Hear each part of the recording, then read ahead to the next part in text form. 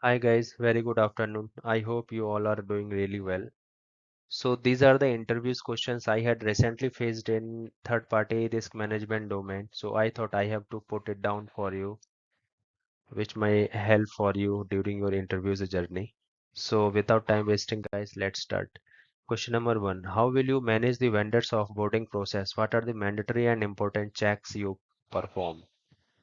So vendor offboarding process means the termination of the third party from the organization, right? So few checks which are very mandatory.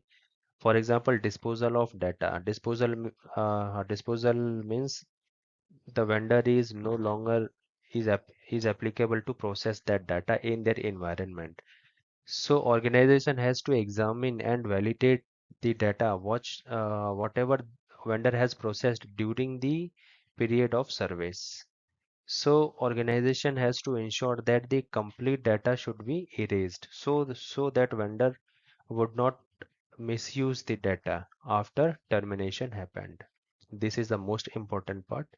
Point number B, vendor has to sign the agreement that whoever resources worked for organization should not leak or misuse the company data externally. For example, the particular resources who has being a part during the services and contract has been ended, so that particular resources is still doing work for the particular vendors may have the particular resources may leak or misuse the data like IPs, whatever the data may be. So this would be the major drawback I can say.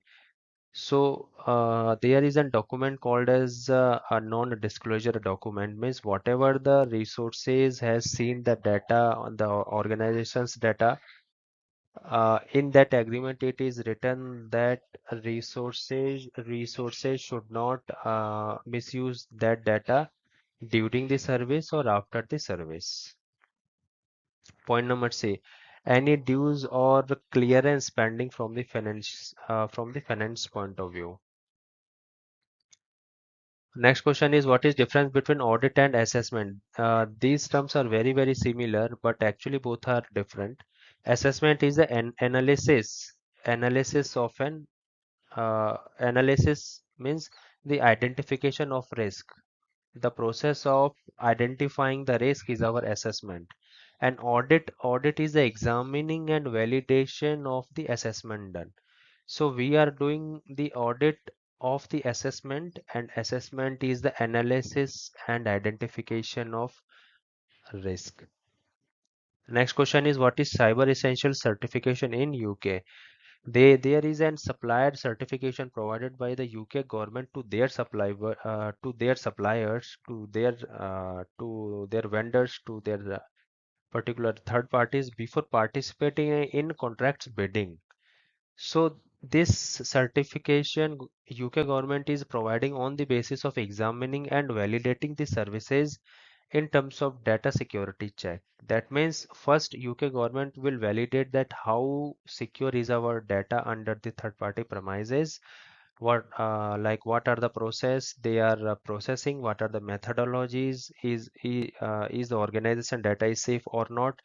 So such concepts, government will check and thereafter they will provide then particular certification called as cyber essential certification. No vendors, no third party is uh, is applicable to confirm the contract bidding without this certificate. Next is an organization has multiple services in different clouds. What would be the effect on the governance risk and compliance? Let's suppose an organization has very complex infrastructure like securities, email, cyber arc, each and everything was very complex, and they had put all these services on the different clouds like Microsoft clouds, Azure clouds, so different uh, they have served, right? So what will be the effect of GRC? So GRC is saying that the simpler the infrastructure, very simple to implement the policies. The complex is the infra uh, inf Infra, the difficult to implement the policies. If the infra is complex, means the residual risk, the risk appetite, the risk acceptance level of the organization will be more, which is not a good sign of an organization to achieve the goals and objective. So for an healthier organization, residual risk should be very, very less, which is an which signs an good standard in the market. Last question is, what is the risk associated with vendors? Explain in brief. So mainly there are three types of risk associated, like people risk. Point number one, people means the persons, the employees, the candidates who are managing this particular services. Second one is the process risk, means what steps we require to perform the task comes under the process. Right. Next is a technology risk. Technology means uh, how secure means I mean from the coding point of view, the software development cycle are we following or not? So the vulnerabilities associated with the technology. So people, process and technology risk uh, are the main risk factors associated with the vendors. So guys, this is the end up of our interviews session part number 3. Thanks for watching. Any help require, any concerns you face, and if you think that my help is required during your interviews journey, let me know. My email ID is mentioned in the chat sections, and you may also comment me. Thank you so much.